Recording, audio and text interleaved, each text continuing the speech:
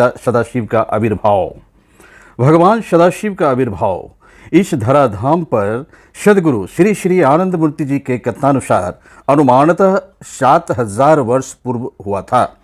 उस समय भारतवर्ष द्वंद्वात्मक काल से होकर गुजर रहा था।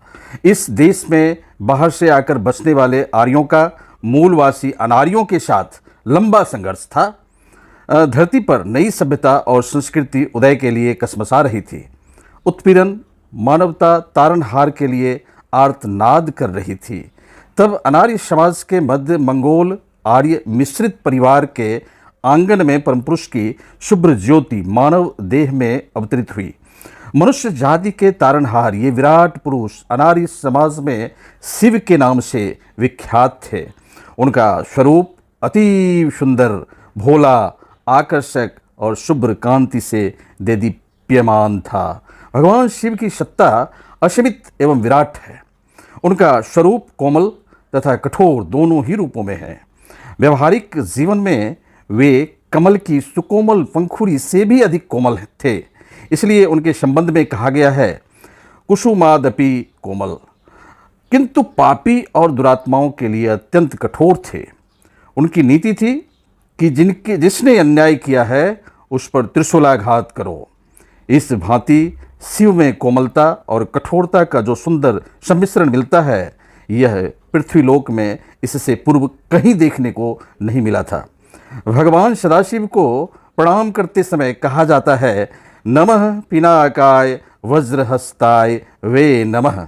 हे पिनाक पानी तुम्हें नमस्कार करता हूँ, हे वज्रधर तुम्हें नमस्कार करता हूँ, क्योंकि तुम्हारा ये वज्र मनुष्य को कष्ट देने के लिए नहीं है, मनुष्यों के सुधार के लिए है, मनुष्य की विपत्ति से रक्षा के लिए है। जैसे ही अपराधी मनुष्य सुधर जाता है, शिव सब कुछ भूल जाते हैं। वे मन प्राण से उसके अतीत का सब कुछ भूल जाते हैं।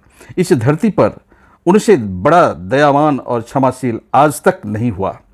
सरल हृदय शिव इतने भोले भाले थे कि दुष्टों की आंखों में आंसू देखकर भी द्रवित हो उठते थे और उनके लिए सुधार का पथ तैयार कर देते थे। उन्होंने अन्यायी के अन्याय को त्रिशूलाघात से विनष्ट कर डाला, किंतु जिस मुहूर्त में उसने अपनी भूल को स्वीकार किया, उसे क्षमादान देते हुए प्यार से अपनी गोद में बैठा लिया। इस भांति पापियों के लिए भीषण तथा प्रचंड होते हुए भी शिव की दंड नीति सुधारात्मक थी।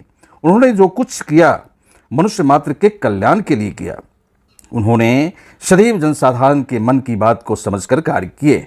वे मानते थे कि आज जिस मनुष्य ने भूल की है वह कल सुधर भी सकता है।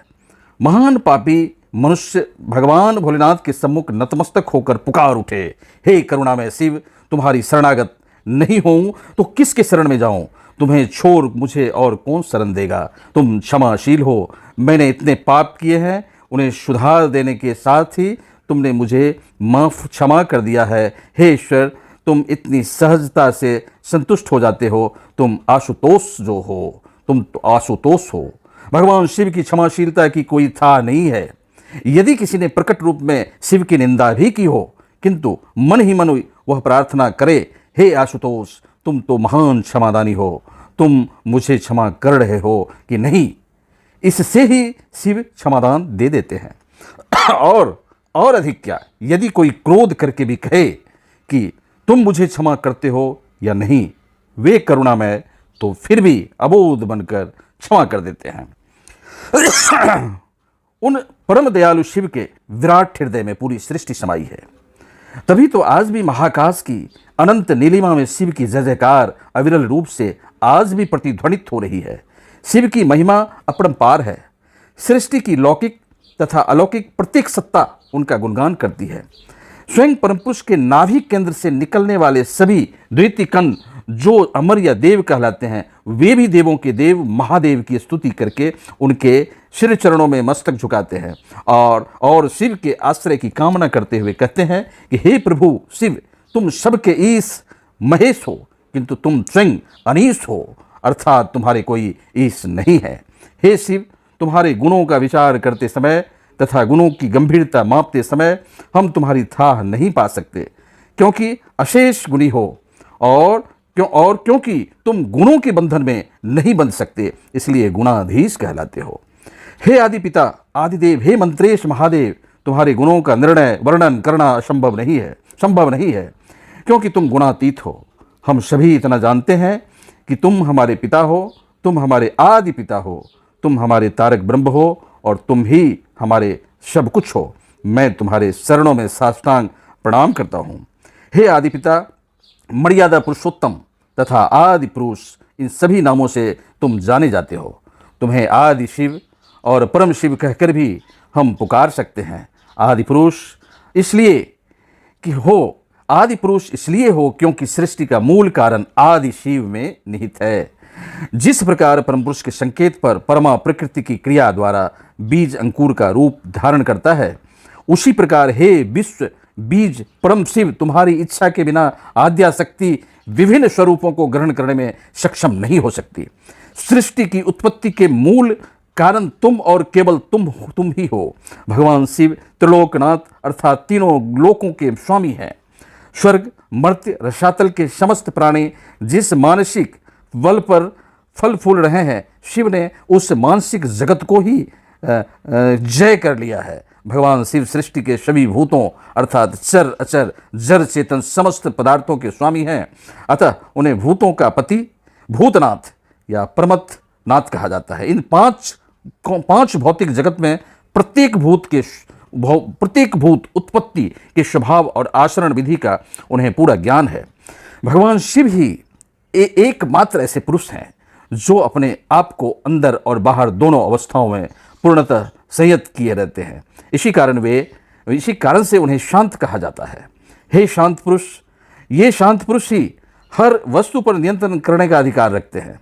इसलिए उनके विषय में कहा गया है, नमः शिवाय शांताय, नमः शिवाय शांताय, नमः शिवाय शांताय।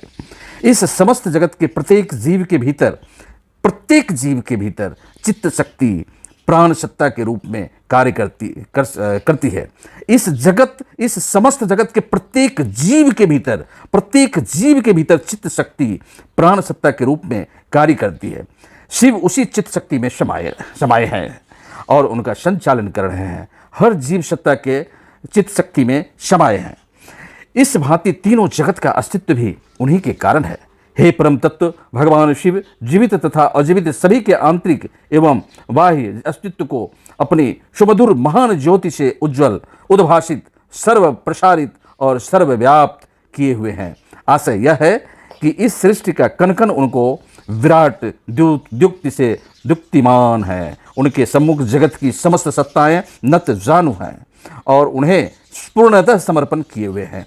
हे भगवान शिव समस्त सत्ताओं की परमागति है, इसलिए उनके संबंध में कहा गया है, निवेदयामि चात्मानं त्वं गति परमेश्वर, निवेदयामि चात्मानं त्वं गति परमेश्वर। हे शिव, हे परमेश्वर, हे अगति की अंतिम गति, हे समस्त भ्रांति के अंतिम विभ्रांति, मैं अपनी सत्ता बोध का सब कुछ तुम्हारे चरणों में निवेदित कर रहा हूँ। तुमको छोड़कर मेरा और कोई नहीं है, कोई नहीं है, कुछ नहीं है, तुम्हारे बिना मेरा अस्तित्व भी नहीं है। हे सदाशिव, तुम्हें मेरा बारंबार प्रणाम है, समर्पण है, पूर्ण समर्पण है, स्वीकार करो। नमः शिवाय शांताय पुस्तक पर आधारित आलेख, बाबा नाम केवलम, श्री श्री आनंद मूर्ति जी के चरण कमलों में समर्पित। जय ब्रह्म। नमस्कार। दादा एवं दीदी सब लोगों को नमस्कार। ढेर सारी शुभकामनाएं महाशिवरात्रि की।